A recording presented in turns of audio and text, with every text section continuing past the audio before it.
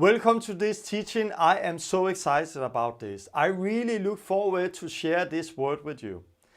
Today I'm going to talk about the covenants, and you're going to see that we are not under the law of Moses anymore. The covenant with Moses is over, is out, is not for us. So we shall not try to keep the law.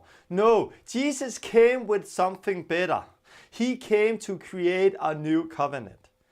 So we are not called to live by the old, by the letter, as the Bible calls it. Because the letter kills, but the Spirit gives life. And this is what you saw, because when Moses came down with the 10 commandments, with the law, they have already broken the law and 3,000 people died. But when the Holy Spirit came on Pentecost, 3,000 got new life.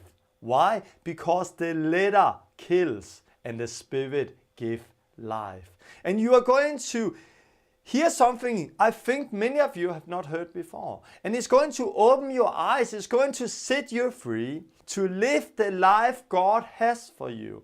A life in freedom. A life, yes, where you are holy, where you don't live in sin. But that life is not coming by trying to keep the law. That life is coming by focus on the new life and the Spirit. So I believe this teaching is going to help you and set you free. God bless you.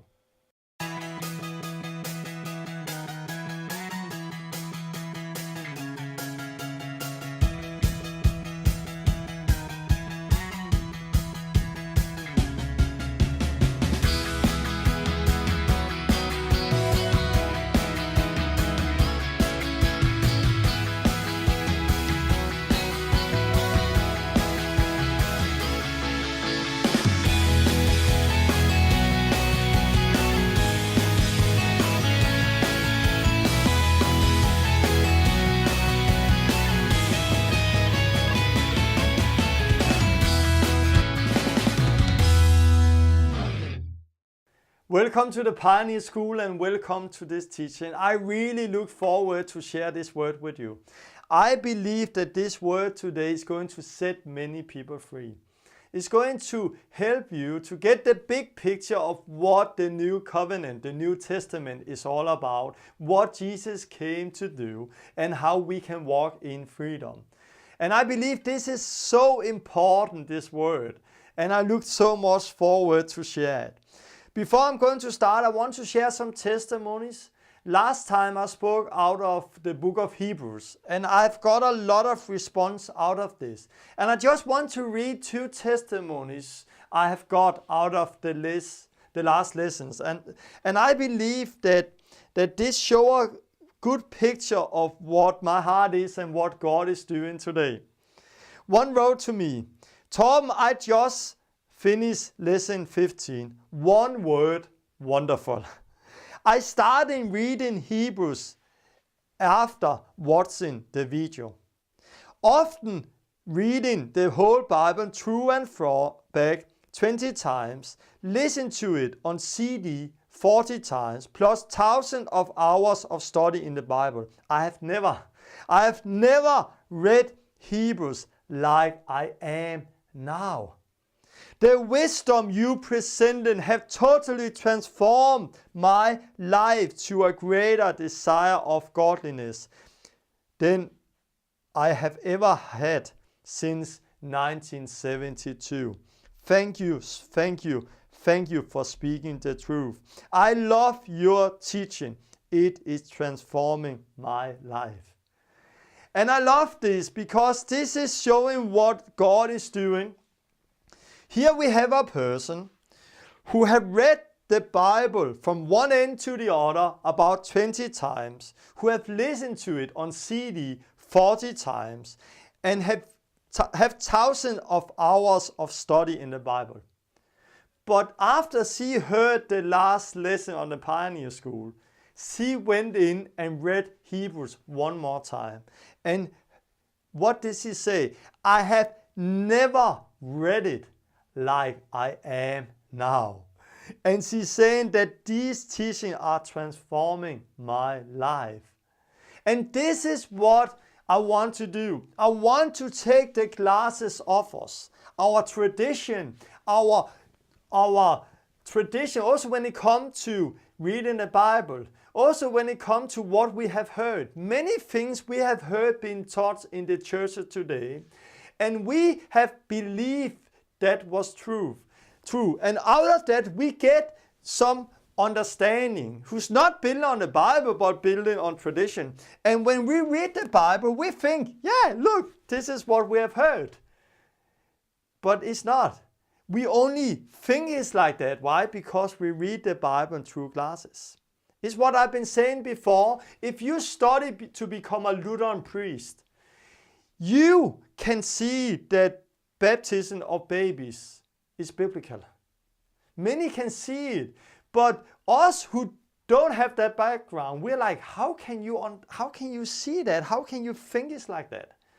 But it's because of the glasses, because of the way we are used to seeing the Bible. And I believe the teaching today is going to give you a big picture, and it's going to help you to take the glasses off you so you can come in like her and read the Bible in a new way, and like her, that this is going to transform your life.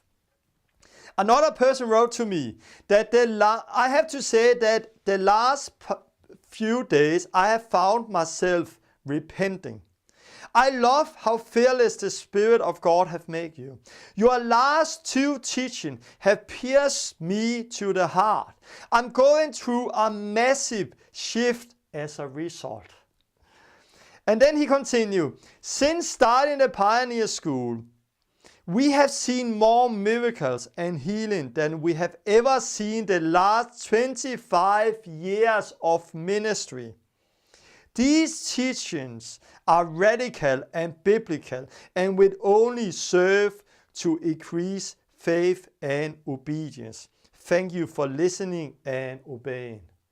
So here we have a person again, who have a strong ministry, who was serving God, who was knowing the word, but through this teaching, he have found himself in deep repentance. Through this teaching, he have gone through a massive shift.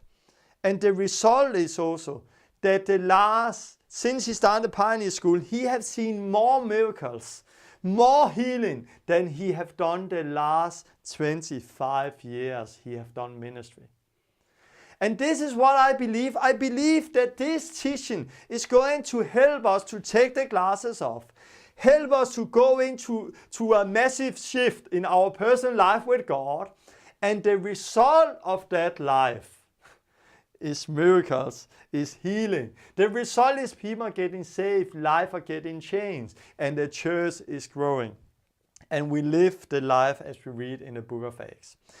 And again, I love testimonies, and I could tell a lot of testimonies since last time I did the teaching here. We have been in England, and it was so amazing. I encourage you to see the video from England. It was in the church of England, but there was a freedom like it's very seldom I experienced. There was a freedom. I was just sharing the word. And people got saved and healed and got set free, and it was so strong, and we baptized 8 persons. We went out in other side of the road where there was another church who have a baptism place, and we baptized people there on their own faith, and life got changed. And we were in London, and we saw people got set free from demons and healed, and a lot of things happened. And God is doing it almost every day now. A few days ago, I met a woman who got saved 2 weeks ago through our website. And she had been through a deliverance, but she was not totally free. When they pray for her, often she cough and something, a depression and sickness, a demon need to come out of her. But I met her a few days ago, and I prayed for her, and there she got set free. And it was so strong again. It was me and her in a small room, and the Spirit of God came. And she was standing like this. The peace. I have never experienced a peace like this. Oh, the peace, and crying, and I was crying almost, and it was so strong. The Spirit of God came in a small room. And she wrote to me a few days later, the day after, Torben, what a lovely day yesterday. Wonderful. I thank God every day for leading me to this way. The last thing left me yesterday. In the beginning, when they prayed for me, I was coughing and fighting because the evil thing had to go out. But yesterday it left me and I got a peace. Oh, what peace. A wonderful peace. And she's talking about this peace. And she's thanking me and thanking for the Pioneer School and everything. And then she wrote to me also that, oh, I look forward to get prayed for again and to receive the Holy Spirit. And when she wrote that, I was like, come on, you have the Holy Spirit. I'm sure you have it, because when I prayed for her, I saw the Spirit came over her. So I wrote to her, you have it, just begin to speak. And then she wrote to me a few hours later, oh, this is so wonderful. I just started and word was coming out of me. I don't know where the word was coming from. It was coming from my spirit and I'm speaking in tongues. Now I'm worshiping God. This is so amazing. How did you know? How did you know I already have the Holy Spirit? I love it. I love what God is doing. And I believe this teaching today is going to help you. Help us to come in and see more of this. See more life getting changed. See what I've been reading and telling here with the testimonies. Last time I spoke about out of this also that we have received grace instead of grace. This is what it can be translated instead of for. Grace instead of grace. The law was given through Moses. Grace and truth came to Jesus Christ. When it talks about that, it's talking about a covenant. Because God created a covenant with Moses, who was built on the law. But later God created a new covenant with Jesus, built on grace and truth. So it's talking about a covenant. The law came through Moses. Grace and truth came through Jesus Christ. And then Romans is saying, sin shall not have dominion over you because you are not under the law, but under grace. Say in another way, when you are under the law, sin will then have dominion over you. But when you are under the grace in the new covenant, sin have no dominion over you. If I look at the church today, there is many people in the church who still living under the law, who still living under the old covenant. And because of that, they don't experience the freedom from sin. In their life, sin have dominion over them. In their life, they focus on sin all the time. Sin is a hard thing. They're fighting with sin and they feel that sin have bound them and sin have dominion over them. But when you start to walk in the new covenant under the grace, under the truth, sin have no dominion over you. And you experience a freedom that is so amazing. You experience a peace. And this is some of the things I'm going to talk about today. Before I'm going to start, I would like to pray. God, I thank you for this testimony. I thank you for everything you are doing, God. I thank you because we are going to hear more testimonies of people's life getting changed. And I pray, God, that this teaching today is going to set the body free. It's going to open their eyes, God. So people can come in and walk under grace, walk in the new covenant. God, come with your Holy Spirit. Open their eyes, open their ears, open their hearts, God. God, so they can receive everything you want to give to them today. Come with your Holy Spirit and help me to share this word, God. So it's going to be word that's going to set people free in the name of Jesus. Amen. I'm going to continue. I'm going to talk about the new and the old covenants and the different covenants in the Bible. If you don't know the word covenant, covenant is almost like another word is testament. If a person is going to die, before that person is going to die in our everyday life, he can sit down and write a testament. In that testament, he tells who's going to inherit what he owns. And that testament can be with conditions or without conditions. If he write a testament with condition, it can be you own this house on one condition, that you're not going to sell the house and do like this and do like this. And there is stories of that where people have written testament where there is conditions. That people, the person the testament is written for, he cannot go in and change the testament. He cannot go in and say, I think we should add this and add this and add this. No. The testament, when this is written, we can do only one thing and two things. We can accept it with the conditions or we can leave it. We cannot go in and change it. So when God is making a covenant with us, with people, we cannot go in and say, God, I think, shall we change that? I think we should change that. I think we should do this and do this. No, we can accept it or we can leave it. We cannot go in and change it. And now we're going to go through different covenants in the Bible. And I want to say that if you don't know so much about Noah and Moses, and Abraham, Moses and David and some of the people we are going to look at, I know there is a lot of information in the beginning, but it's going to be really, really interesting later. So I just encourage you to keep up with me when I'm going through some of these information, because when I'm going through that later, when we're going to look at the New Testament, the New Covenant, you will see also a very clear picture how everything somehow lead toward the time we are living in today. So this is really important. The first thing we're going to look at is God's covenant with Noah.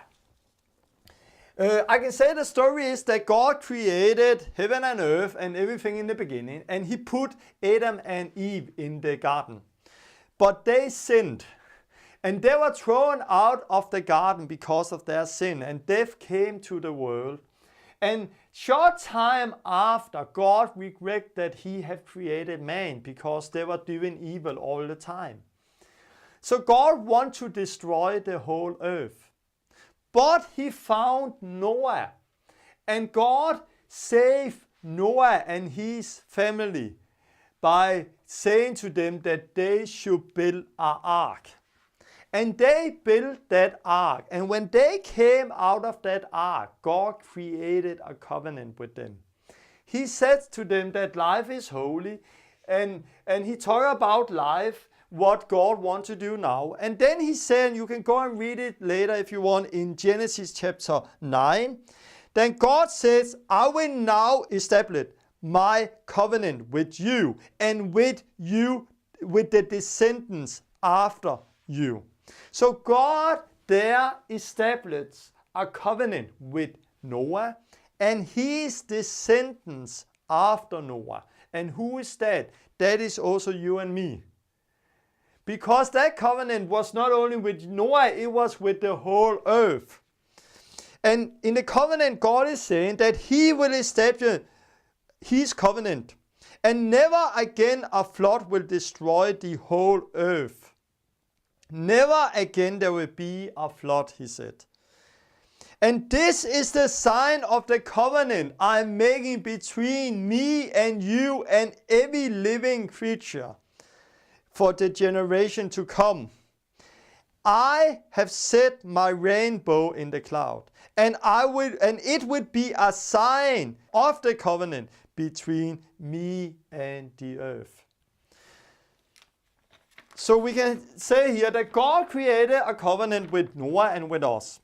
And he said, never again would God destroy every living thing by a flood. And he put the rainbow as a sign of that covenant.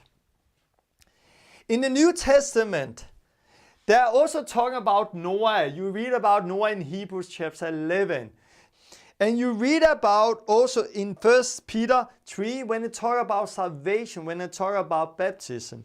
Peter is saying this. He's talking about the ark. In that are only a few people, 8 people got saved through water. And this water symbolizes baptism that now save you. Not a removing from dirt from the body, but a place of a clear conscience toward God. So when the flood, what happened there is a picture today of the baptism that now saved. And we continue. God then later created a covenant with Abraham. And Abraham, he was 75 years old, and God said to him that he should leave his house, go out to a place God wanted to take him. And Abraham, because of his obedience, because of his faith, he became heirs to righteousness. And you read about him also in Hebrews chapter 11. And that covenant was with Abraham and with Isaac and with Jacob. And Jesus, when he's in New Testament and talking about God, he's talking about the God of Abraham, Isaac, and Jacob. And this is our God today, the God of Abraham, Isaac, and Jacob. And in that covenant, God said different things. God, he said that he will bless Abraham and he will become a great nation, a great people. So he's talking about many people out of Abraham, and he's talking about a nation. He's talking about the area of Israel that God wants to give to his descendants. And he's saying that everybody who bless you shall be blessed, and everybody who curse you shall be cursed. And then he said to him, as a sign of that covenant, that circumcision is a sign of the covenant. And I will just read some of it, and it's also really interesting. He says here to Abraham that God in Genesis chapter 17, that this is my covenant which you shall keep between me and your descendants after you. Every man amongst you shall be circumcised, and you shall be circumcised in the flesh of your foreskin, and it shall be a sign of the covenant between me and you. And then he said that every man, every person who's not circumcised shall be cut off because he had broken my covenant. So God created a covenant with Abraham that he will bless him and he will be a great people. God created a covenant with Abraham that he was going to inherit what he see, the earth, what we know as Israel. And it was the covenant. The sign they should carry from that covenant was that they need to be circumcised on the foreskin. Every man had to cut some of the foreskin at the penis off. And it was the sign they were going to carry on their body. And everybody who was not carrying that sign was going to be cut off. This covenant is for, when we talk about nation, it's from the Israelites. It's for those people. I'm not a Jew. So in many ways, it's not exactly for me, but in many ways, it's still for me. Because by faith, Abraham is my father. And the Bible is saying that everybody who bless them shall be blessed, and everybody who curse them shall be cursed. And God is faithful. And when we talk about that God is faithful, it means that God is faithful to his word. If you bless Israel, you are going to be blessed. But if you curse, you are going to get cursed. Why? Because God is faithful. And if you look in the Muslim countries, what are they doing? They are cursing Israel. And they, because they are doing that, look at the maps. They are not blessed.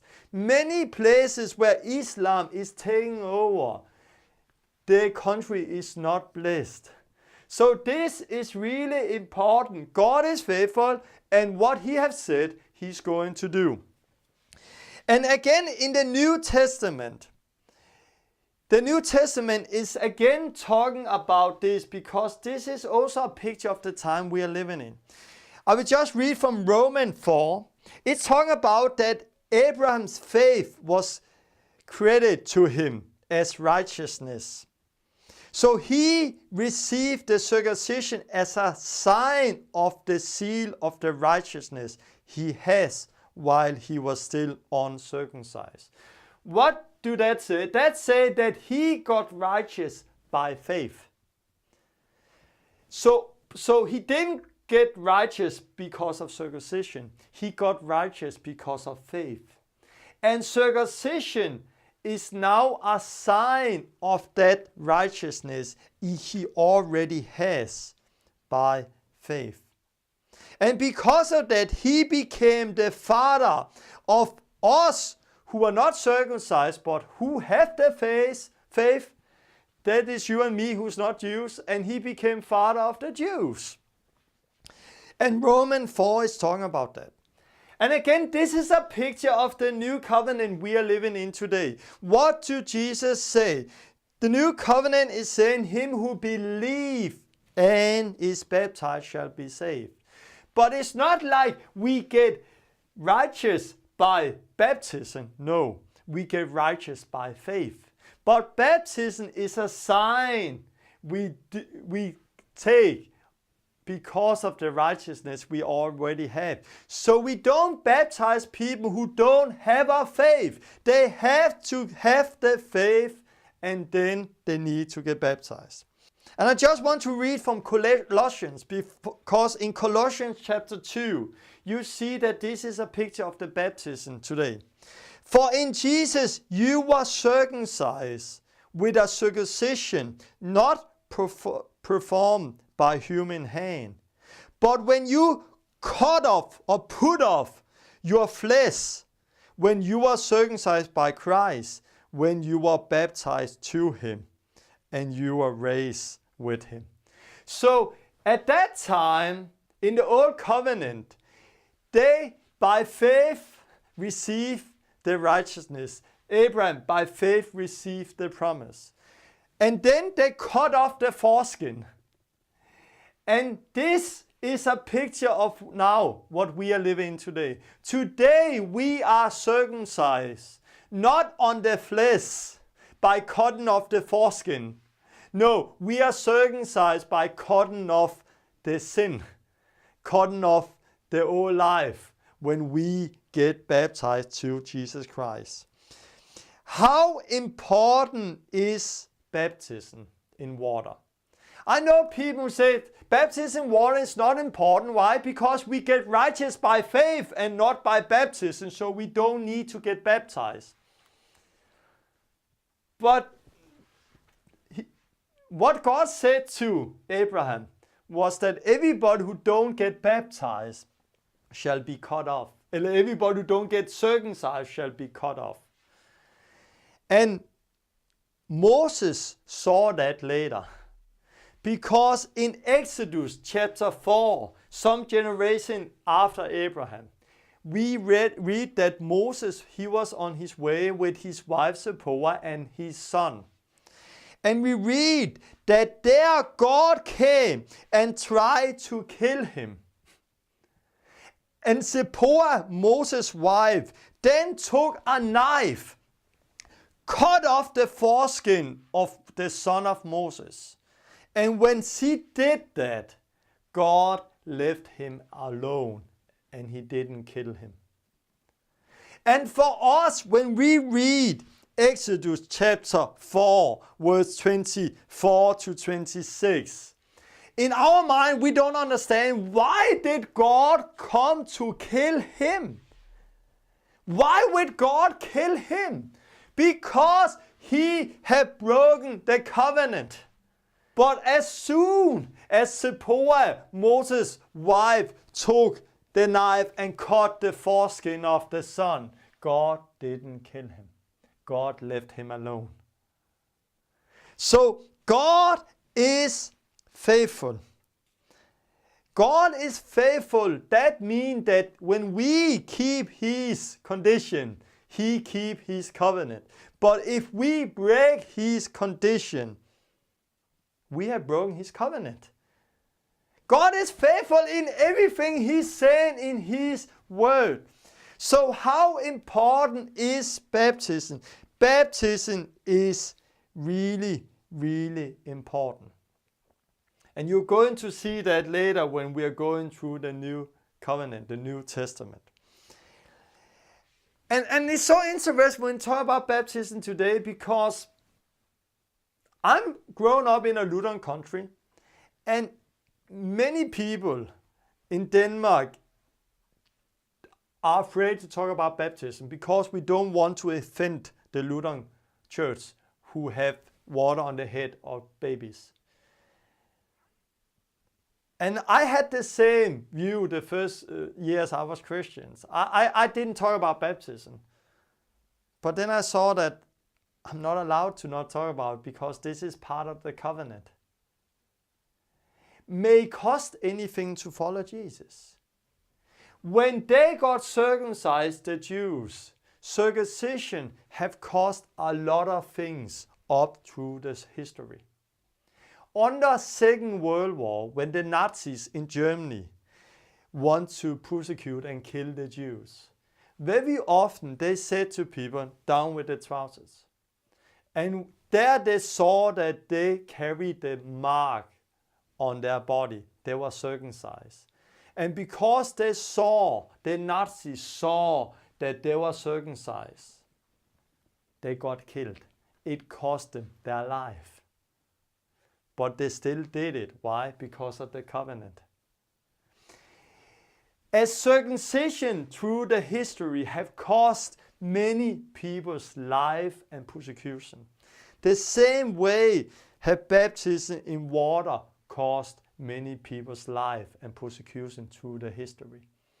When the Anabaptists started to again baptize people on their own faith, on the water, the biblical baptism, many people got persecuted and killed because of the Catholic Church, because of the Lutheran Church, because of the Calvinistic Church. Many people have to give up their life because of that truth. But today we're like, no, it don't matter, it don't matter. We don't want to offend anybody. There's people around me, my family, my tradition, who will look down on me if I do it, so I don't do it because you are righteous by faith and baptism is just a sign. No. Yes, baptism is a sign, but it's more than just a sign the way we think it. And you see that very clear in this. I also want to say that the Lutheran Church and baptize babies and say that, hey, babies need to get baptized because they got on the 8th day. But you have to have the faith before you get the baptism. So we should not baptize babies. We should baptize believers on their own faith. And this is what you see in the new covenant with Jesus Christ. So we are going to continue. The covenant with Moses. I want to say that the covenant with Moses, God made a covenant with Moses. That covenant is different for these covenants because the covenant with Moses was a covenant that was not everlasting. It was only a period until the anointing one was going to come. Unto the anointing one, unto Messias in Hebrew was going to come, or in Greek, Christ. So it was only it was a covenant that was not everlasting, the same way as these covenants. And in Exodus chapter 19, on the Mount of Sinai, God came down with the 10 Commandments and the rest of the law, and God make a covenant with Moses and the Israelites. And we read in Exodus 24, then Moses came and told what God's law says. And they said that everything the Lord says we will do. And then Moses took the blood of animal and sprinkled it on the people. And he said, "This is the blood of the covenant that the Lord hath made with you in accordance with all of these words." So Moses took the blood and said, "This is the blood of the covenant God hath made with you." And he put the blood on the people and on the law. It's very interesting because later there is another person called Jesus Christ who's going to say almost the same. He take the cup and said, "This is the blood of the new covenant that God hath made." So this was the blood of the covenant, and Jesus came later and made with the blood of the new covenant. So the covenant with Moses is that he will bless them if they keep his whole law. And the heart of the law, we can say the law, there was the law of the Israel, the country. There was the law of the offering. And there was the 10 Commandments, who was somehow heart of the law. The 10 Commandments wrote on stones, in tables of stones. So God will bless them if they keep the whole law. If they are going to break the law, they will experience curses. And it was the sign of that covenant was the tablets of stone, and they were put in an ark of the covenant. Because when God gave Moses the tablets of stones, where God with his own hand wrote the 10 Commandments, he said to Moses that he should build an ark and put the covenant in that ark, wooden ark. And he did that. So it's really interesting. And again, God is faithful. If they keep his law, they will be blessed. But if they break the law, they will be cursed. And we see that up through the history. The Israelites, who's under that law, have been cursed and have been blessed up through the history. And if you look at that law and see what the curses is that's going to come upon that people, it's almost like studying Second World War, how the Jews got killed and how they got persecuted and thrown out, and everything that happened under Second World War when the Nazis came against the Jews. So God is faithful. If they keep the law, he will bless them. But if they break the law, they will be cursed. Because this was the covenant they have agreed to do with God. They said, we will keep every word, but they didn't do that. And I'm going to go back to that covenant later because you're going to see something interesting. Then we have later the covenant with David, King David. God's covenant with David.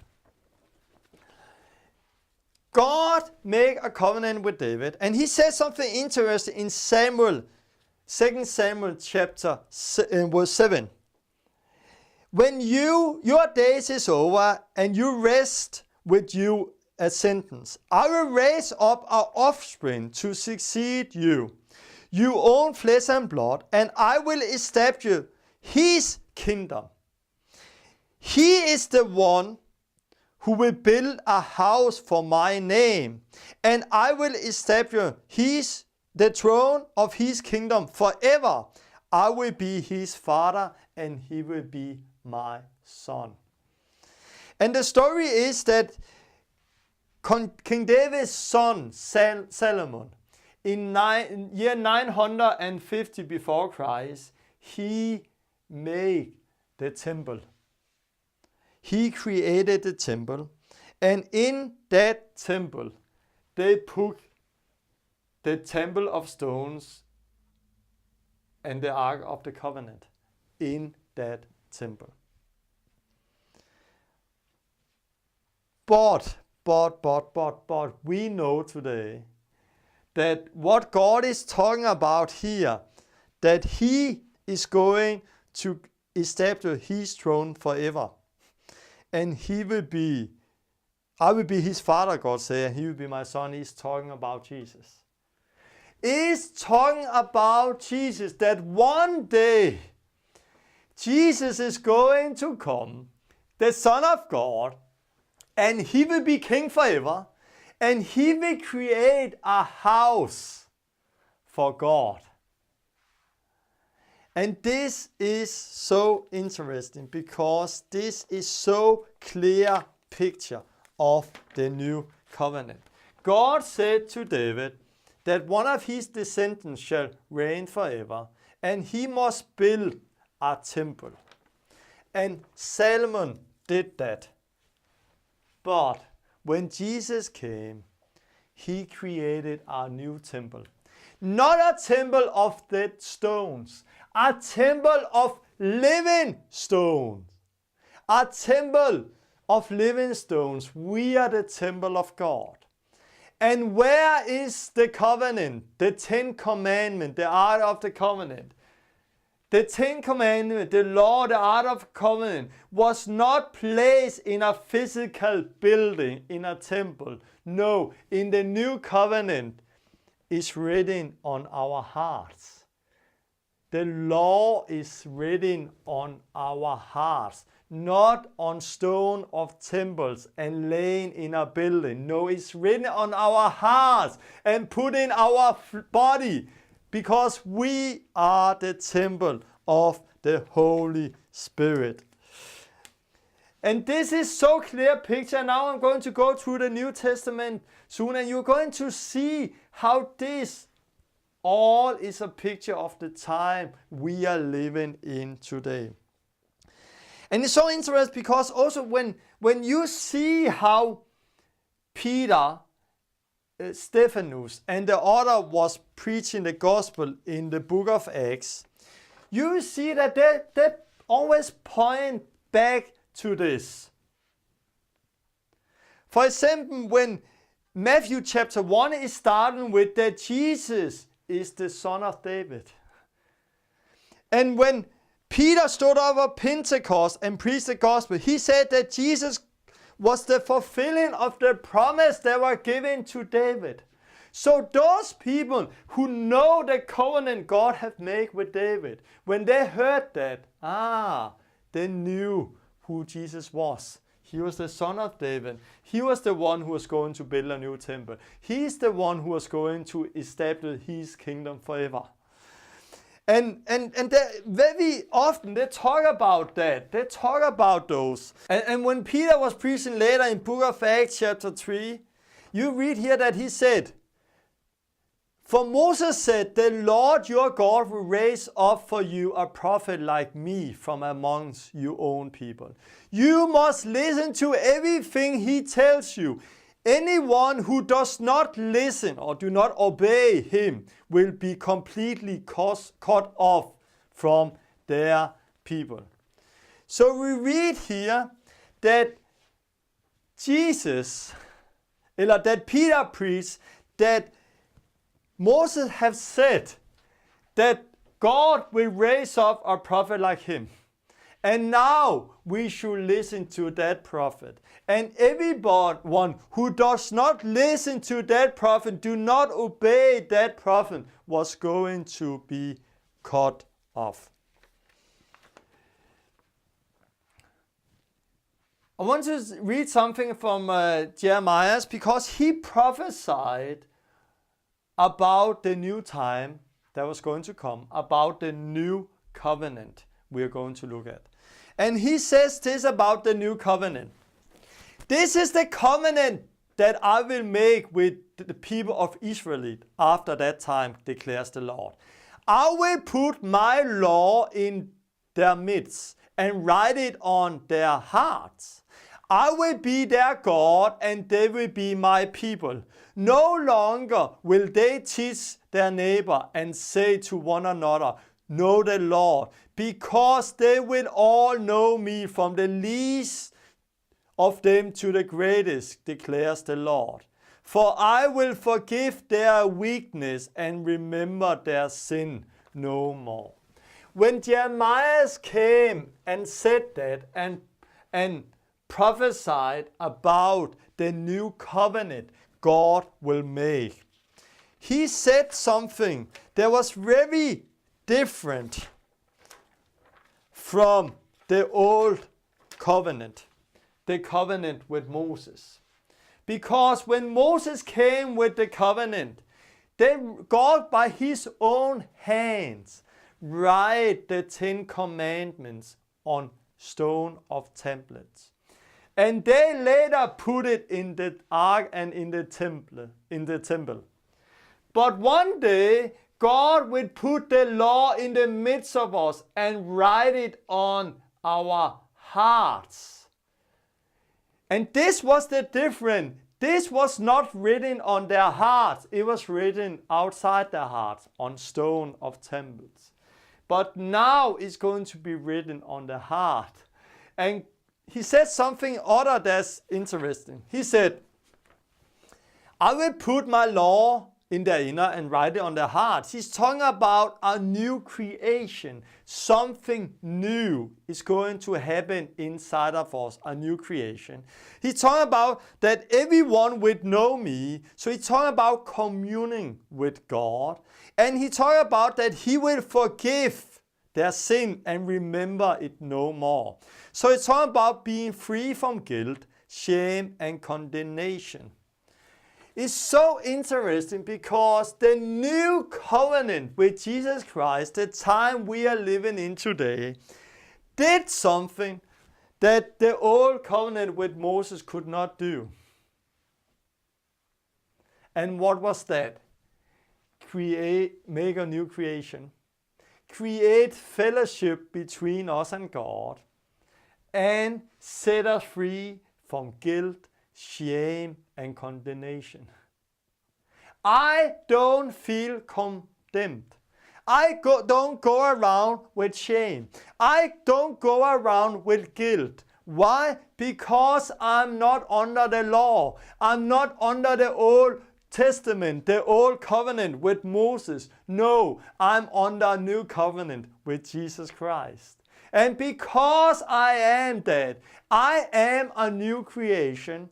The law of God is written in my innermost being. It's written on my heart. And God has removed away from me my sin and don't remember them no more. And because of that, I am free from guilt, free from shame, and free from condemnation. And it's so interesting because if you look at this, so many people in the churches today don't have that. They still live under the old covenant. And we're going to look at that now. We're going to look at what the new covenant is and how we can come in and walk under the new covenant. I want to say that when the Bible talks about the old covenant, it don't mean that everybody of these covenant is gone. No, the old covenant and the new covenant is instead of the old, and the old is talking about the law of Moses. This is the old. This is not the old. The covenant with Noah is still going on today because this was a covenant, everlasting covenant that's going to go on as long as heaven and earth are there. That covenant is going to go on. But that covenant was only a short time until Christ, Messiah, was going to come. And now he has come and created a new covenant. So it's so important because many people think, oh, we're not under the old covenant anymore, and they take everything in the Old Testament and throw it away. No. This is still going on today. It's just this. The law of Moses we are not under. So I can take this over the law of Moses and say it's over, it's out. We don't need to live under the law of Moses. We don't need to offer animals because we have one who have offered his life one time for all. I talked about that last time when we took a look at Hebrews, and it's Jesus. So Jesus was one offer for all. So we don't need to offer animals today. We are not under that law today.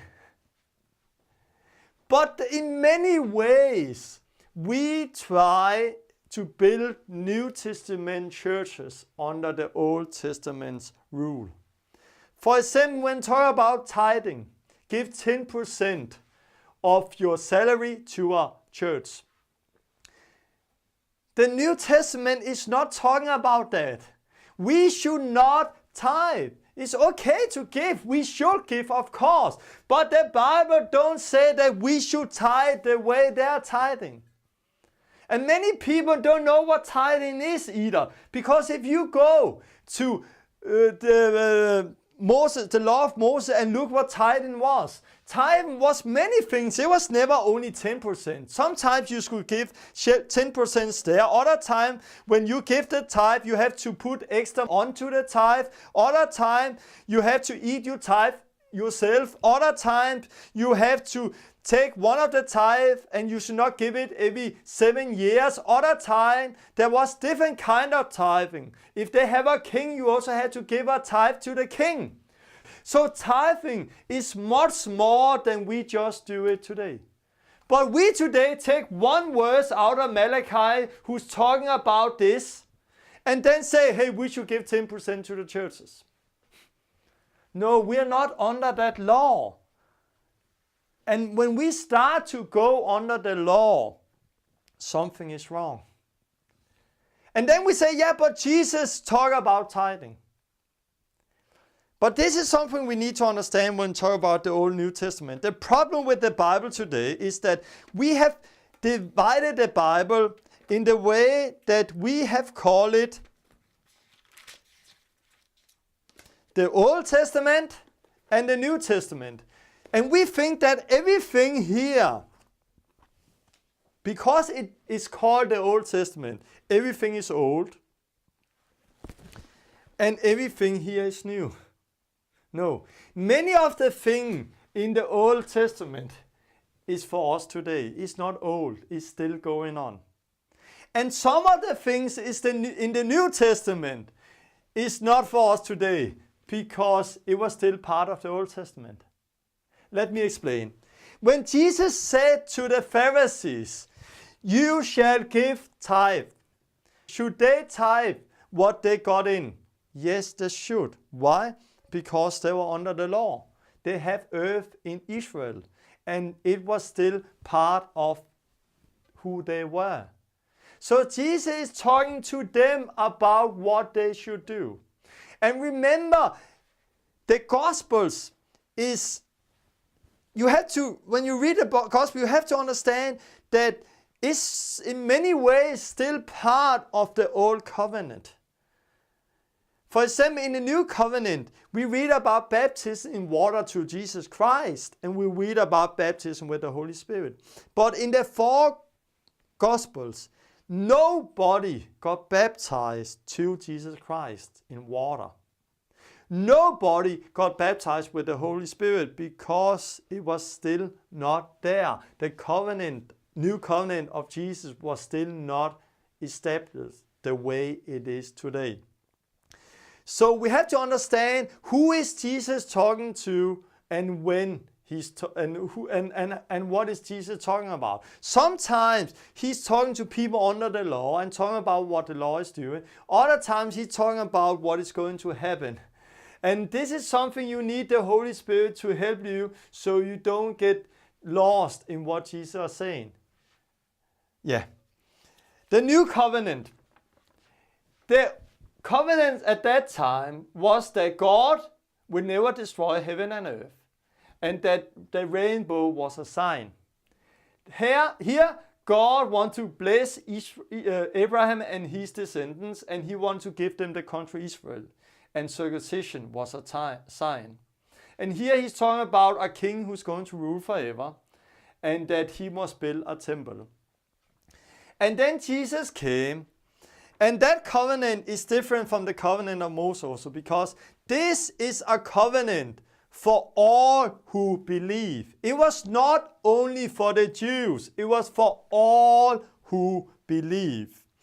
And the condition is that we continue in faith. It's not enough that we believe one time.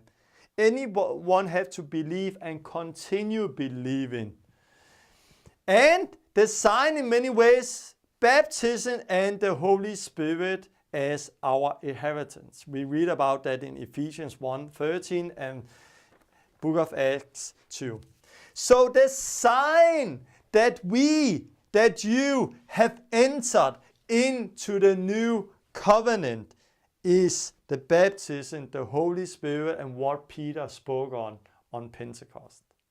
And it's so interesting because when the Jews in the beginning of the book of Acts, they only believe that this covenant was from Israel, the Jewish people, and not for the Gentiles.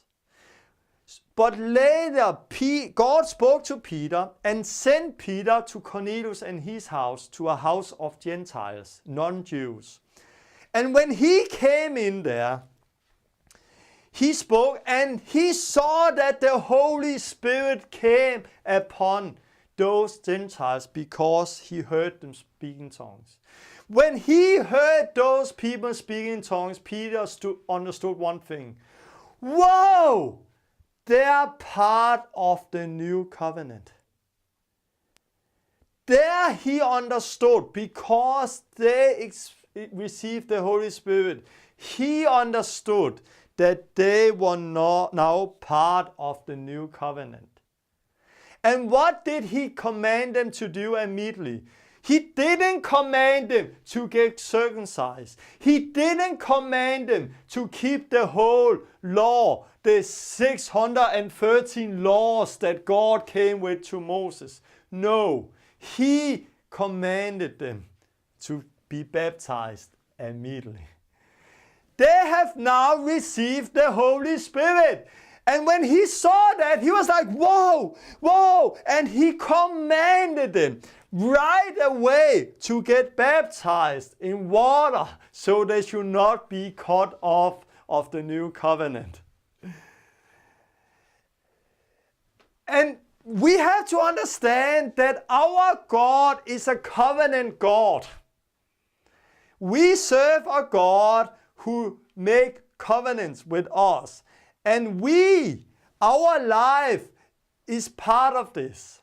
And when the Bible today says that we today, by the grace of God, are saved through faith, it don't mean that people don't need to get baptized. It don't mean that people don't need to receive the Holy Spirit. Because when the Bible talks about the grace, when the Bible talks about faith, that now save us, it's talking about the covenant that is built on grace and faith. It's talking about the covenant. And there's been so much misunderstanding when people read the Bible, because when we read that we are not under the law, we are not saved by works, we are saved by faith, then it don't mean that we should not continue in faith, that we should not get baptized in water and the Holy Spirit, because this is the condition the faith, the covenant of faith is built on. The covenant of grace is built on. But today, because people don't know that God is a covenant God, I have met many Christians who say, yeah, but we are saved by it's by faith through grace. We are saved, so we don't need to get baptized. We don't need to obey God. It just shows that they have not understood what faith is, what grace is, that is talking about the new covenant of Jesus Christ, the New Testament, who's built on the condition of baptism, the same way that this is built on the condition of circumcision. So I think this is really interesting. The new covenant. And there's so many pictures in this. Also, they talk about a prophet that was going to come one day. A slain lamb who was going to come. A slain man. And a great king. And many Jews today believe that there's going to come two different persons. One person is a slain lamb. The next person is a great lion or a great king. But this is the same person. Jesus, when he came first time, he didn't come to judge the world. He came to save the world. He came as the lamb who was going to get slain because of our sin. He came to establish the new covenant. Next time he's going to come back, he's going to come back as a king. And he's going to judge the world. And we have to understand the big picture to understand the Bible. Moses there said, "This is the blood of the covenant." He said that. Later in Luke 20, Jesus took the cup and said, "This is the cup of the new covenant in my blood, which is poured out." The new covenant is instead of the old covenant. Don't try to live under the law. It comes to everything with the law. When it comes to the Sabbath, when it comes to tithing, when it comes to the priesthood, when it comes to what God came with Moses, we are not under the law of Moses. We are now under the law of Christ. We're not under the law of Moses, we are under the law of Christ, the New Testament. And we're going to look at what Jesus came with, what Jesus said, the prophet we should obey, the prophet we should listen to. Before I want to say that Jesus is also very radical.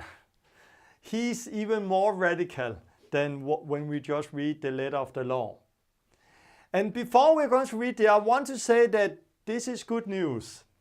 It's radical, but it's still good news. The Bible says something interesting when it talks about the law, because in the Old Testament, the law was written with letters on tablets of stones. In the New Testament, the law is written on our hearts.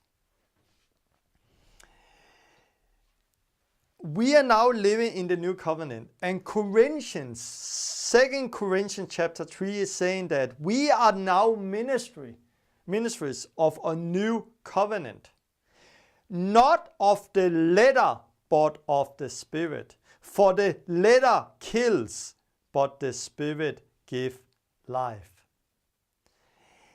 The big difference is that here the focus was the letter, here the focus was the Spirit behind the letter. The letter kills, the Spirit gives life. And you can see a great clear picture of that. Because when God came with the covenant, when Moses came down with the 10 commandments, already there they have broken the covenant. Because many of them have already there broken the commandment and made an idol. And they have made a golden calf and was worshipping that. And what happened? They have broken the law, the letter. And 3,000 persons got killed. 3,000 persons got killed when Moses came down from the Mount of Zion with the 10 commandments. 3,000 got killed. The letter killed. But the Spirit gives life. When the Holy Spirit came down on Pentecost, 3,000 persons got a new life. And it's so strong to see, because when did the Holy Spirit come down? The day they were celebrating when Moses came down with the law. So they, many years after, when the new covenant have started, they were together, and those people in Jerusalem was together there because they were celebrating how Moses came down with the law. But now the Holy Spirit came down and established the new covenant. And what happened? 3,000 repented, got baptized in water and the Holy Spirit. 3,000 got a new life. 3,000 died, 3,000 got a new life. What Jesus came with was the Spirit behind, not only the letter. And we're going to see that. We're going to look at the Spirit behind the letter, because Jesus then go through all the 10 commandments, different ways when he was here on earth. And it's so interesting because 9 of the 10 commandments, he somehow make it very clear or talk about the heart.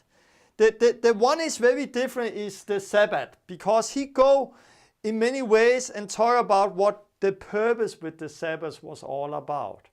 And I just have some verses I can read about the Sabbath. I don't want to go a lot into it now. But when talk about the Sabbath, Jesus said that the Sabbath was made for man and not man for the Sabbath.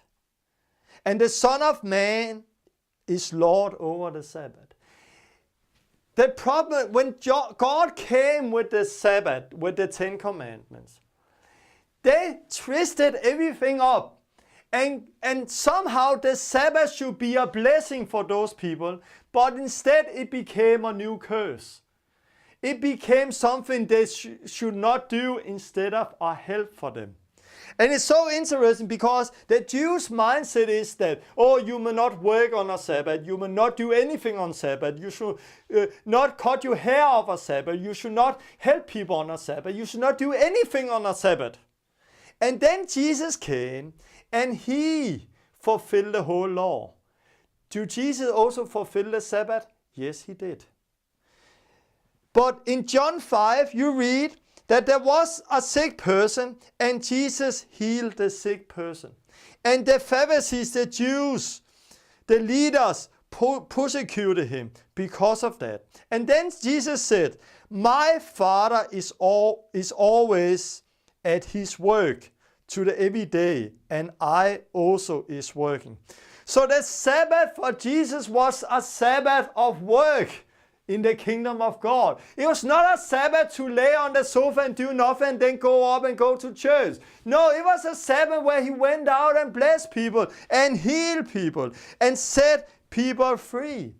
Are we under the Sabbath today? No, because that rest the Sabbath is talking about we have in Jesus Christ. And in the letters, nobody's saying that we should keep the Sabbath.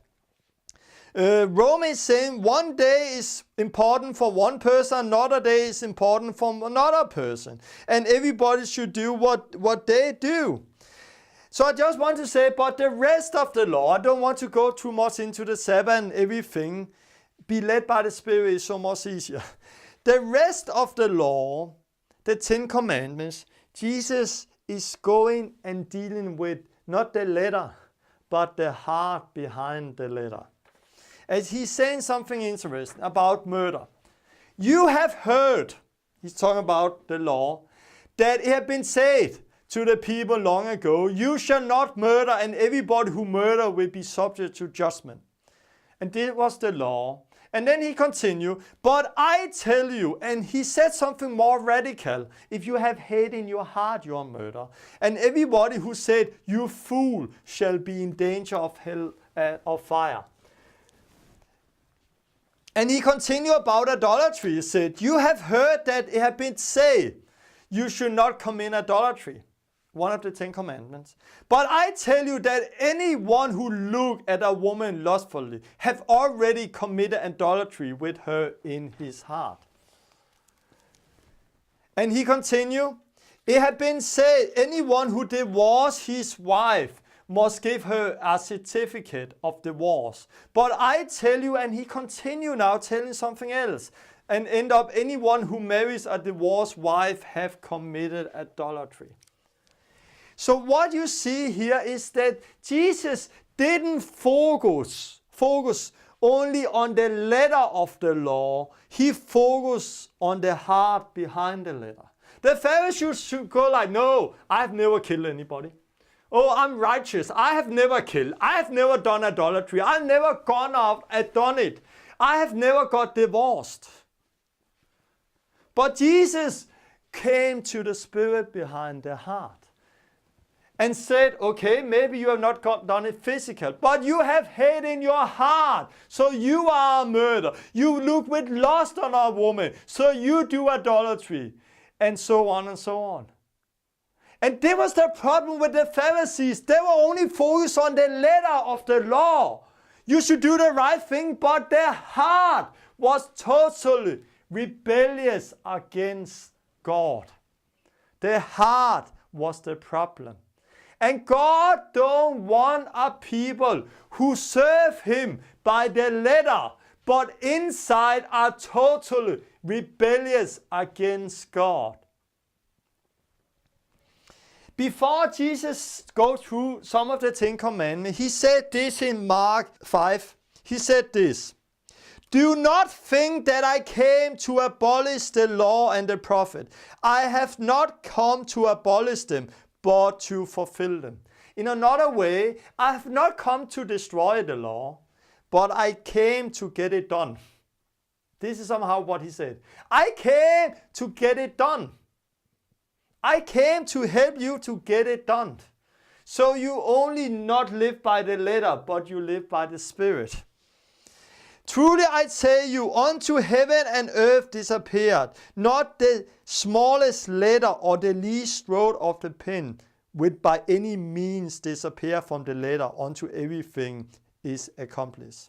Therefore, anyone who set aside one of the least of these commandments and teach people to do the same shall be called least in the kingdom of heaven. But everyone who practices them and teach others to do the same shall be called great in the kingdom of heaven. I tell you that unless your righteousness precede that of the Pharisees and the teachers of the law, you will certainly not enter the kingdom of God. So Jesus didn't come to destroy the law. He came to get the law done. He came to get it fulfilled. And I believe we're talking about like the law with the offering. It's over and out. It's gone.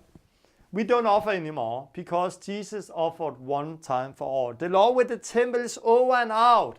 Jesus came to create a new temple. What about the Ten Commandments? The letter in many ways is over and out. We don't live by the letter anymore. We as Christians should not live by the Ten Commandments and try to obey the letter. No, we should live the new life and live by the Spirit behind the letter. Because we are not under the Ten Commandments today the way that is the written Ten Commandments. No. On stones, no. It's now in our heart. It's written on our heart, and you're going to see that later. So the law is over because Jesus came to fulfill the law. He came to get it done by His Spirit. And then he says, unless you righteousness perceive what of the Pharisees and teachers, you are not going to enter the kingdom of God. Try to imagine to hear Jesus say this. Here you are a Jew, and you saw the Pharisees and the teacher who was living by the letter, who was doing everything by the letter, who was taking all the time, all the life to live correctly by the law of Moses. They were using much more time, much more energy, much more eager to obey the Lord than you did there. But then you hear Jesus say, if your righteousness do not precede them, you're not going to enter the kingdom of God. If you hear this, you will think, oh, I'm lost. Oh, it's totally out with me. Because I cannot live like they're doing. And Jesus said that my righteousness is going to precede them. But what Jesus came with was not a new burden. Jesus didn't came with a big oath, so we are going to have harder time. No, because the truth is setting us free and we are not under the law. There is a freedom there, but I'm going to talk about that. And Jesus talking some of the things, and this was for them very radical. And you're going to see something interesting now. When he talked about divorce, later he talked with his disciple about divorce again. And you read in Matthew 19, I'm going to take some verses, they're talking about divorce and remarried and those things.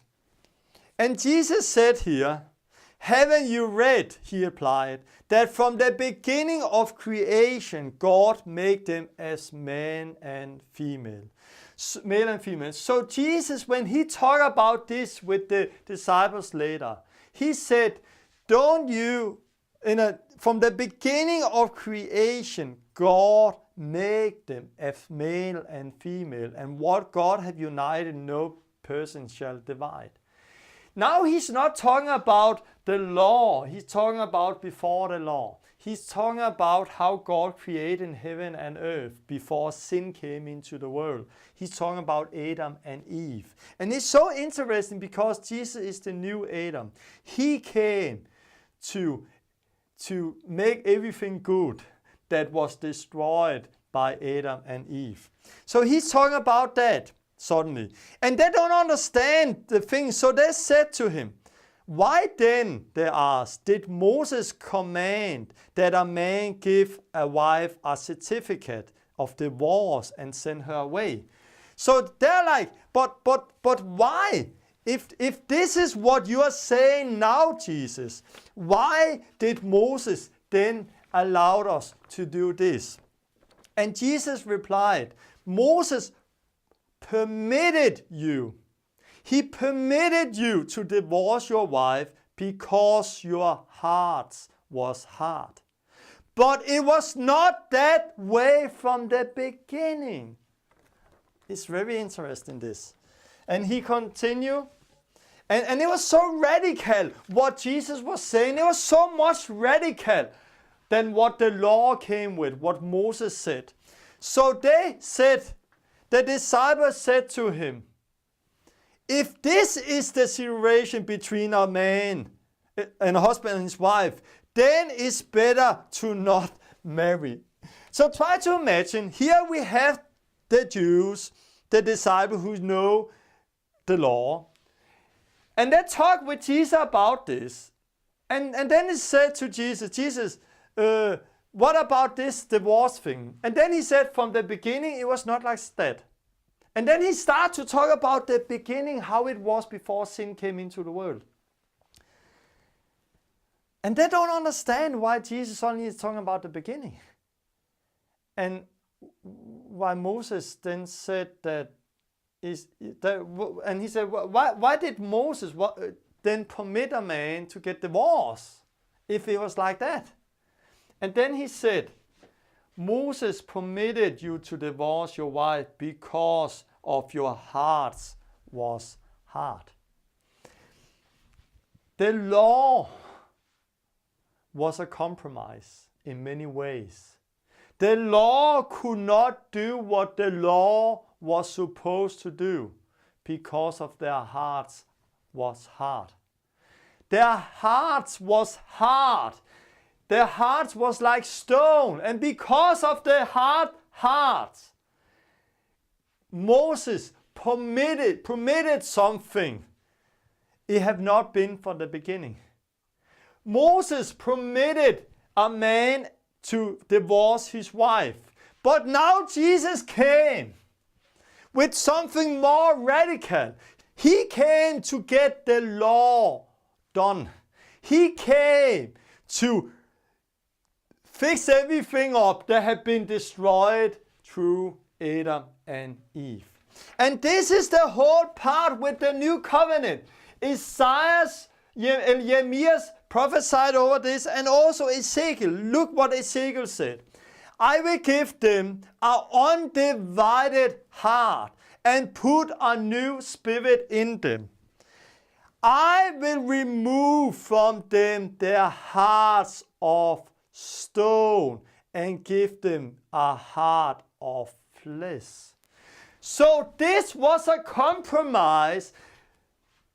Moses permitted people to do something that have not been from the beginning. But he did that because of their heart.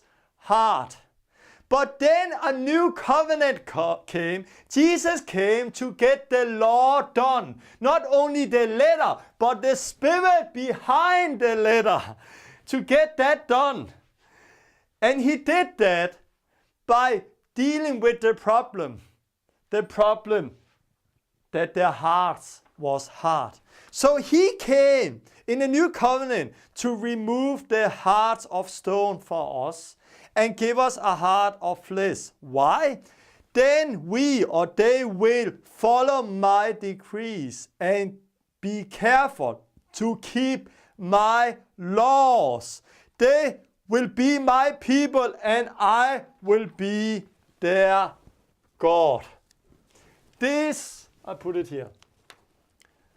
This is what the new covenant is all about. Jesus came to get the law done. He came to remove this heart of stone, to write this law, the spirit of the law on our hearts, so we will follow his decrees and keep his laws. They were not able to do it because their hearts was hard. And law of Moses in many ways was a compromise. And there Jesus came and talked about the spirit behind the law. God don't want us to only serve him outside. He wants our hearts. He don't want us to have a divided heart. He wants our hearts. He wants that. The whole covenant is about the hearts. When we receive the Holy Spirit, I spoke about that some time ago. When we receive the Holy Spirit, the love of God is poured out by our spirit. What do Jesus say about the commandments now? That is built on two things. That you should love God, your Lord our God, with your whole heart, with your soul, and with all your might. This is the first and greatest commandment. And there is a second like this. You shall love your neighbor as yourself. On these two commandments hang all the law and the prophet. So now we should love our God with our whole heart and love our neighbor. He wants our heart. We continue. Just go through some scriptures where you can see it so clear, the difference between the law and the new covenant and what God did. Hebrews is talking a lot about that. The old rule is now set aside. So we are not under the law of Moses anymore. We are not under the written law. We are not under that. The old rules have now set aside because it was weak and useless. The law of Moses could not make anything perfect. The law of Moses could not make it perfect.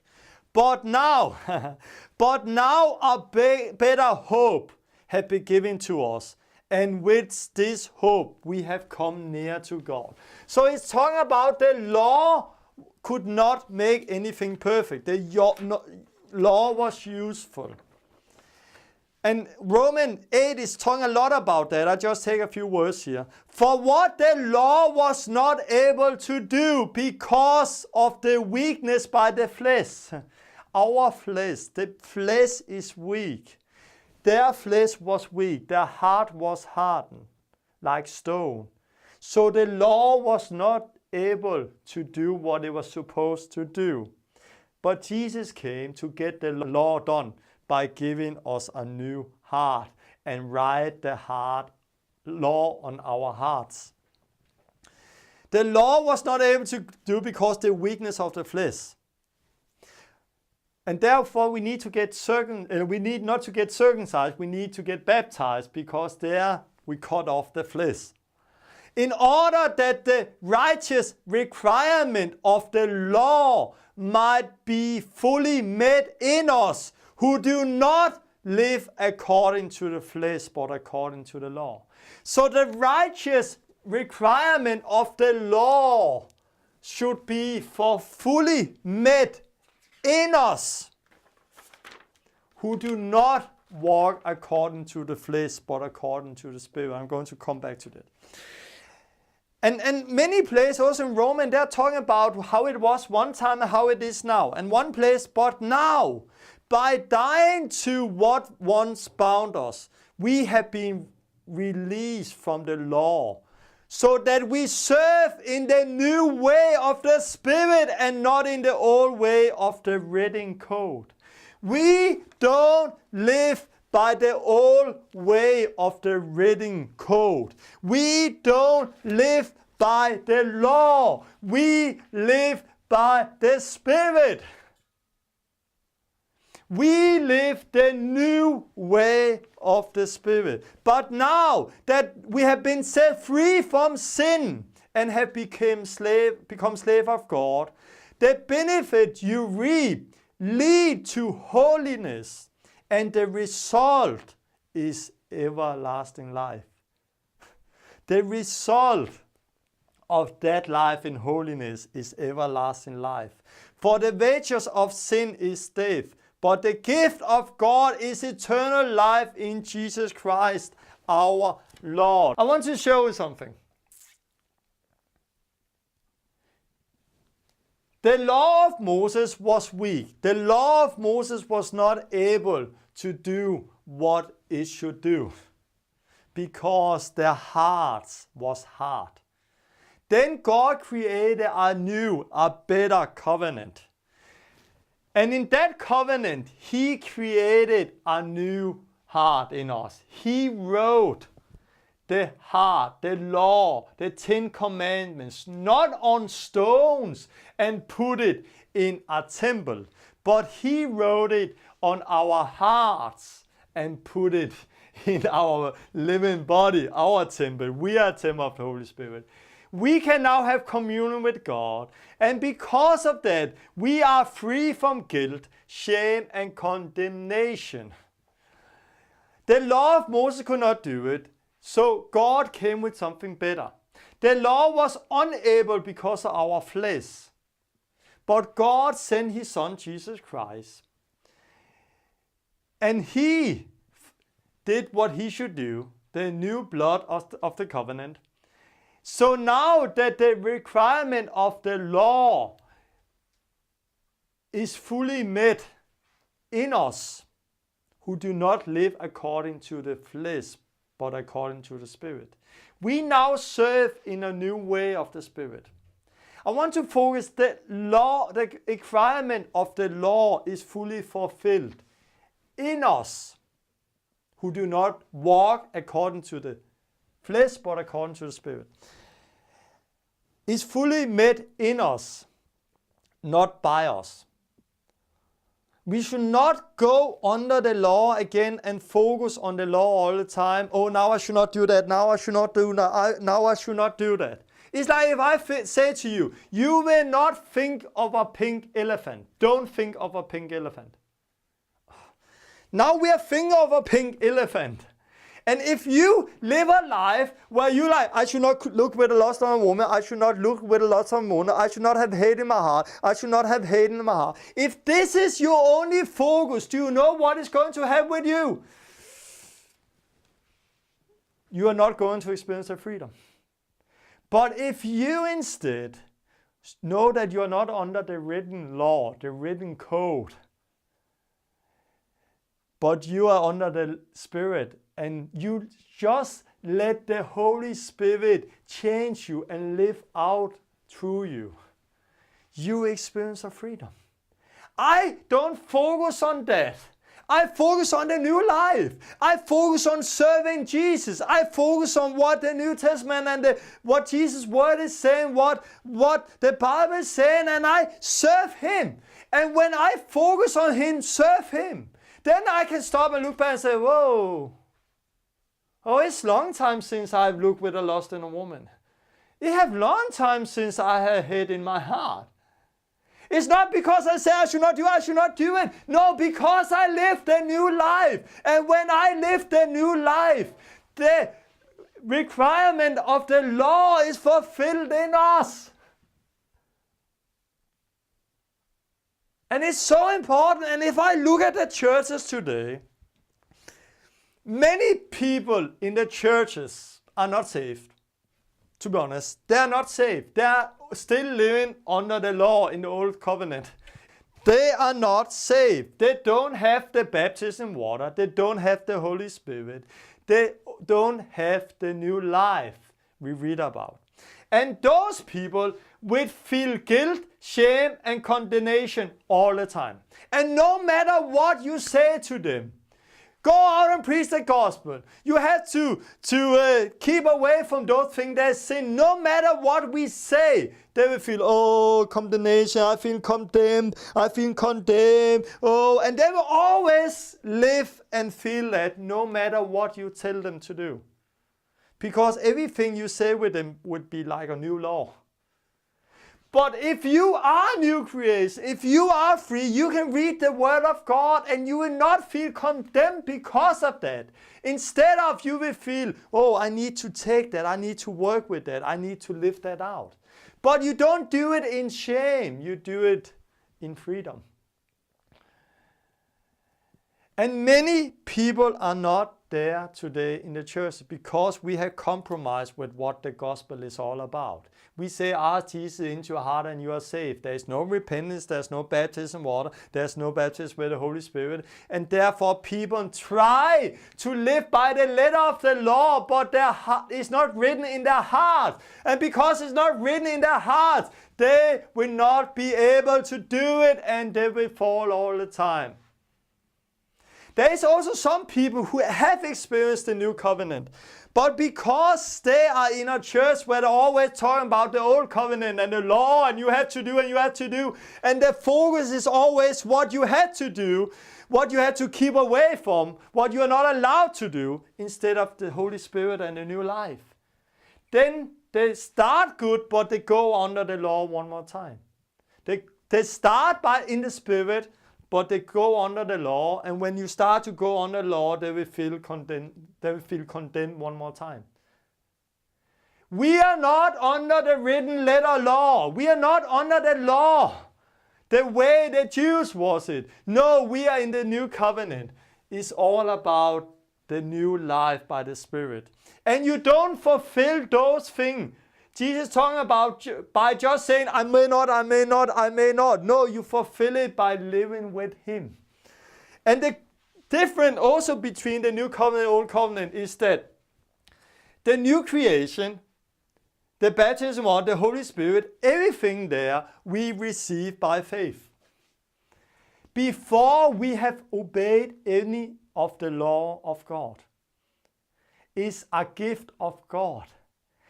And from that moment on, we are righteous. It's not like we have to work and do a lot of things to become righteous. No, we become righteous. We enter the new covenant by faith, by doing what the new covenant is talking about. Repent, get baptized, receive the Holy Spirit by faith. We get it there and we get the righteousness of God already there from the beginning.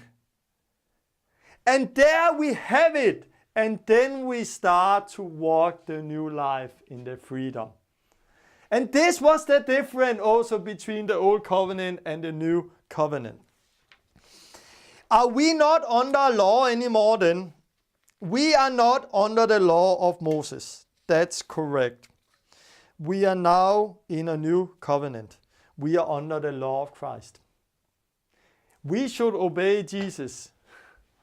We live by the new covenant, the New Testament. And the law of Moses is like 613 laws. In the New Testament, there is over 1100 things like we shall do and may not do and things we should listen to. 1100, much more than this. And I can read some of the things. Examine yourself and see whether you are in the faith. This is something we should do. We should examine ourselves. Love one another. We should do that. Hate evil. We should do that. Exhort one another. We should do that. Offer your body as a living sacrifice. We should do that. Flee from sexual sin. We should do that. Flee from idolatry. We should do that. 1100 places like this. One of the places Jesus, he's saying this. Come to me, all who are heavy and burdened, and I will give you rest. We should also do that. Take my yoke upon you and learn from me, for I'm gentle and humble at heart, and I will give you rest for your souls. For my yoke is easy and my burden is light. This is also something we should do. The different, when talk about the new covenant and the law of Jesus, this is something we cannot take 1100 and memorize. We should do that. Now, and Jesus also said, go out and preach the gospel to the whole world. Okay, I have to go out, but I also have to examine myself, and I also have to flee from this. I also have to flee from this. No. The law of Jesus is not working like that. This is the new life by the Holy Spirit. The Holy Spirit knows where you are. And it's all about listening to the Holy Spirit and living the new life. And sometimes the Holy Spirit will deal with you and say, flee from that, don't do that. And then you do it. Other times the Holy Spirit will say, you have to go out. You have to obey me. You have to go out and preach the gospel. This is the truth. This is what Jesus is saying. And it is. And the Holy Spirit will deal with you. And you obey and you go and do it. Other times, the Holy Spirit will say, relax. Come to me. Come to me. Take my yoke upon you. Now you are taking too much upon you. Take my yoke upon you. And this is also the truth. This is also what the Holy Spirit is saying. And this is the good thing. The good thing is that the Holy Spirit will convince this world of sin, righteousness, and judgment. He will teach us all things we need and help us to remember all things Jesus has said. I don't know where you are in your life, but we start with repentance, baptism, Holy Spirit, the new life. Then we are free. No guilt. We are free from sin. And the Holy Spirit starts to deal with us. In the beginning, in my life, it was the big physical things like idolatry and sins I did and drinking and things I did because I came out from the world and got saved.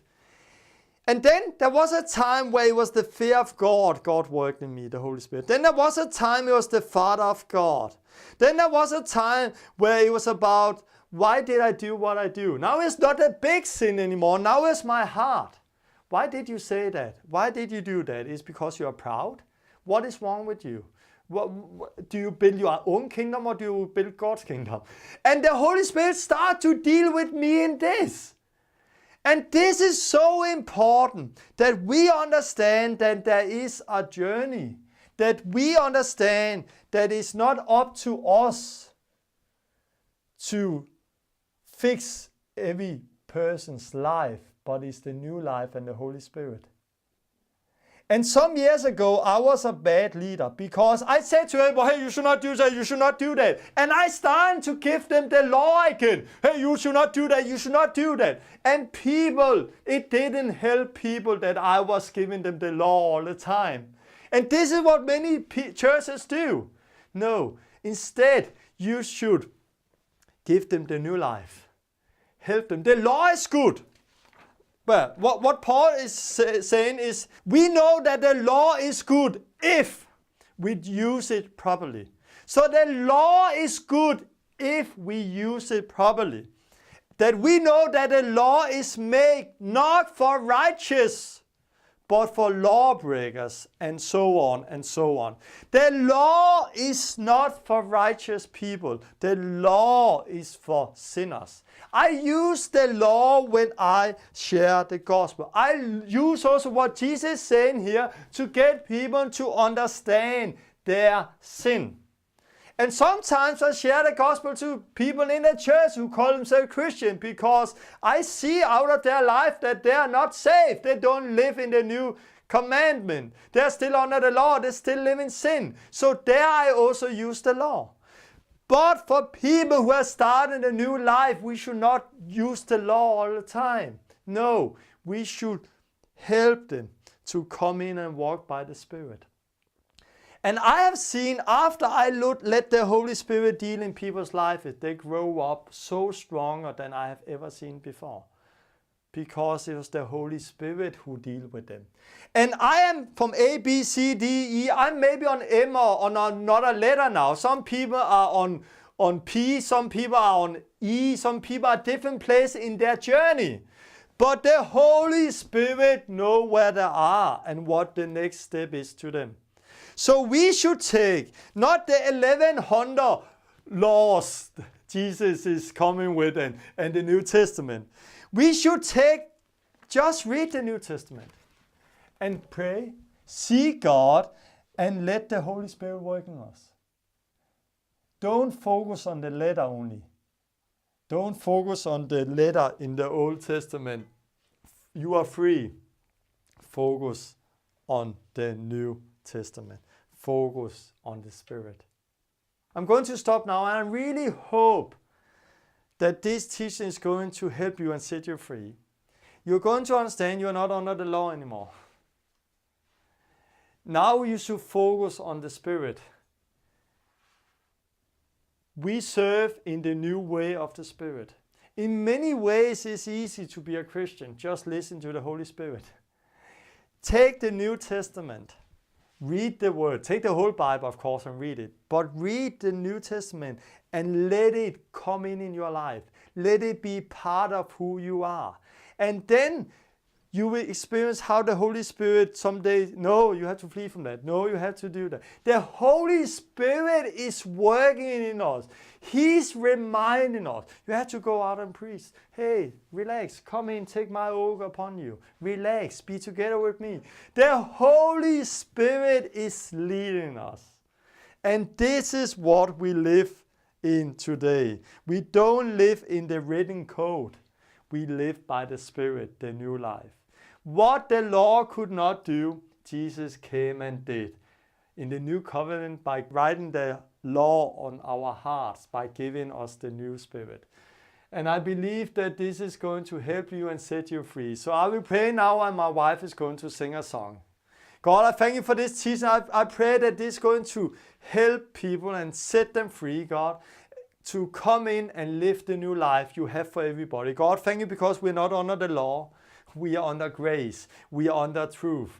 By grace we receive everything, the new life. And there we started. And then we start to live in the truth. And there the truth is going to set us free. We thank you for that. Jesus, we thank you for your righteousness by faith, Jesus. We thank you because you have given us that righteousness. So we now, out of our love to you, can serve you. We don't keep your commandments so you have to love us. No, because we love you, we want to keep your commandment. Because you have already poured your love out in our hearts by the Holy Spirit, we want to serve you. So come, Jesus, with your Holy Spirit and open our eyes and set us free in the name of Jesus. Amen. Yeah. I hope you got something out of it. It's not a burden. It's a new life. We get in love with Jesus. We follow him. And we want to keep his law. We want to serve him because we love him. It's all out of love. It's all out of the new life, the new Spirit. Next time, I'm going to start and be more practical. And this lesson and the other lesson, I want to help you how you can use that also out to other people, how you can reach other people with it. So look forward to that, and God bless you. Jesus, Lamb of God, who took our sin and shame. Jesus, Lamb of God, who took my sin and shame. You died instead of me. You took that punishment that belonged to me. You took the sickness at the cross. At the cross, you took my suffering. Jesus, Lamb of God, who took all sin and shame. Jesus, Lamb of God, who took my sin and shame. You died instead of me. You took that punishment that belonged to me. You took my sickness at the cross. At the cross, you took my suffering. I worship you.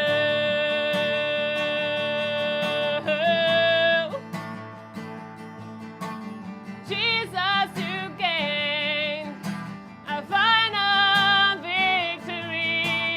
Jesus, I worship you. The power of darkness you defeated forever.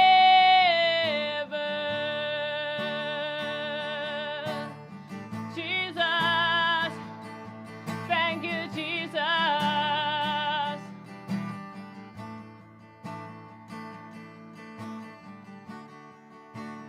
God is calling you today.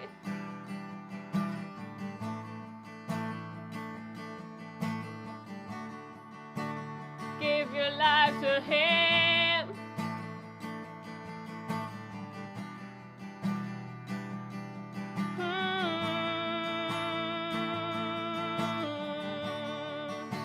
And let Him cleanse you now and set you free.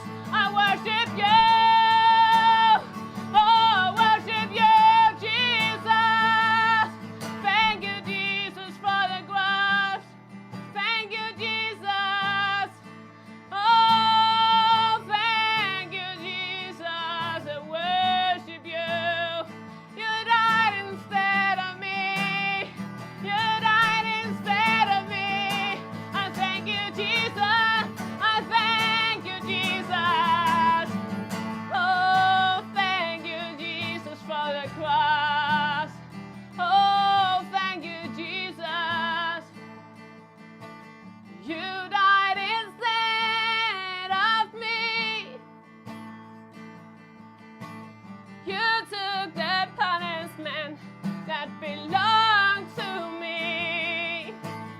You took my sickness at the cross. At the cross you took my suffering. I worship you. Oh Jesus, thank you Jesus. Thank you Jesus for the victory. Oh, thank you Jesus. Oh, my Lord, my Savior, my Redeemer, my Healer, my Provider. I thank you Jesus. Oh, I thank you Jesus. Oh, I worship you. Thank you Jesus for your blood. Thank you Jesus.